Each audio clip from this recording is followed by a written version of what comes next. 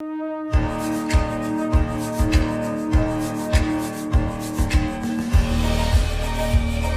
to WeTalk.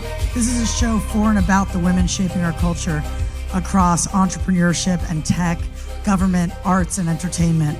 We want to look at the work that they're doing through their eyes. The question is always the why, right? Why would I do this? How would I use it? Who's doing it? We've just modified Gigabot to 3D print from a coffee lid and transform it into a school supply for a school here in Austin, which we think is critical in order to foster jobs and access to this 3D printing material. It's also really important in Puerto Rico right now because we have a lot of water bottles people so kindly gifted us, and we don't have a recycling center. How do we get Sam's invention into every school? The U.S. doesn't have a Ministry of Education. We have, we have a very distributed system, so you have to build movements. This is just the board from your cell phone, right? So how about all of us get more fluent as they are in using this stuff as making things? Just play with it and break it. And I think that if someone had told me that as a little kid, that would have been so powerful. I was seeing companies that were being started by women and people of color that were being done in a leaner way, in a more efficient way, and they were being completely overlooked. I want to give the audience a little bit of a sense of who Arlen really is in her heart. I was like, if we don't get $10,000 in the bank, I'm going to lose my company like next week. And she wired me $10,000 that week out of her own personal funds. We have to lift each other up and amplify each other.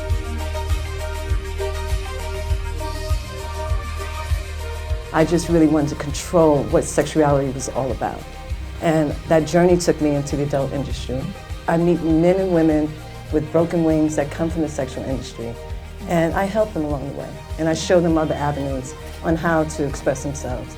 So when it comes down to my photography, I really take girls from my business and I show them in a high fashion way. So it helps them achieve to where they want to be.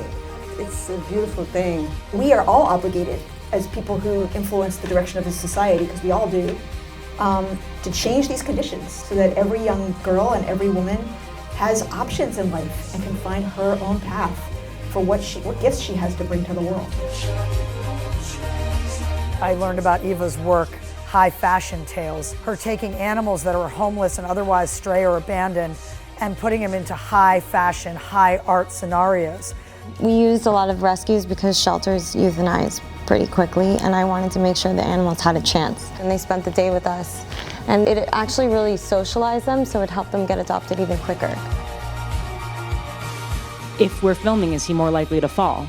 I mean, it's the existential, ethical question that's at the heart of the film. This is actually what the film's about in some way. It's the observer effect, this idea that if by filming, are you likely to change the action, the scenario? And what makes you go out and try to climb, be the first person to climb a mountain?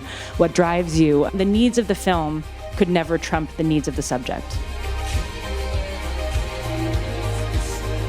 We've never had a system before where propaganda is so easily disseminated to precisely the people who are receptive to it. There's mass consolidation of users onto a handful of platforms. This is really great for advertisers. This is also really great for propagandists. You think you can, but we've all been convinced that we can't at this point, and yet it's up to all of us. This next panel is full of some of the most exciting people I've ever heard of or met. So if you're in this room right now, you're in for a real treat.